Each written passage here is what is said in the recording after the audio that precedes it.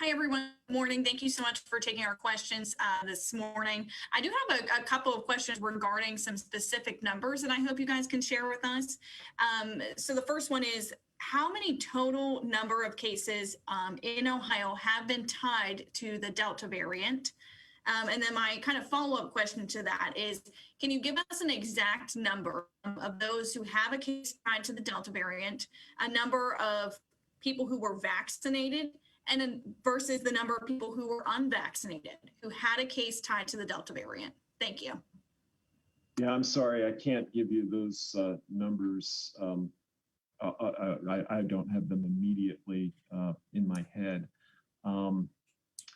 We can certainly share information about the number of tests that have been sequenced and have shown the Delta variant.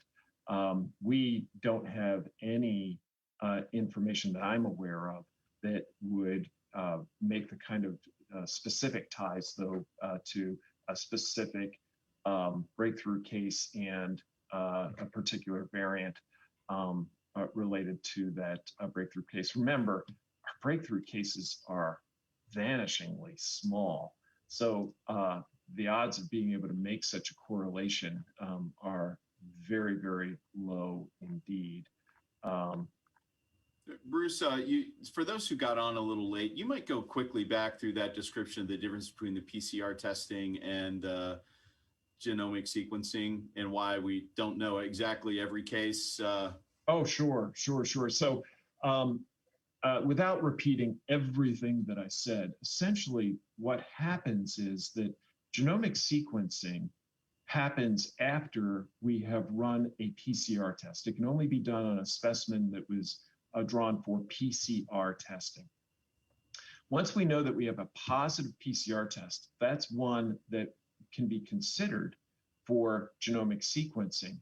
And then only a subset of those can be, because either the specimen didn't have enough quantity or the viral load in that positive test wasn't high enough for the genomic sequencing to work.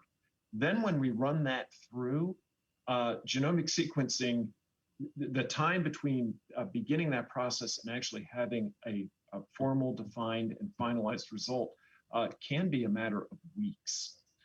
So we view genomic sequencing more as a surveillance, a public health surveillance tool rather than a patient decision-making tool. Because if we waited that amount of time, it's just too late. When we're making clinical decisions, we have to make them immediately. And we've, by that point, either been successful in our treatment or not.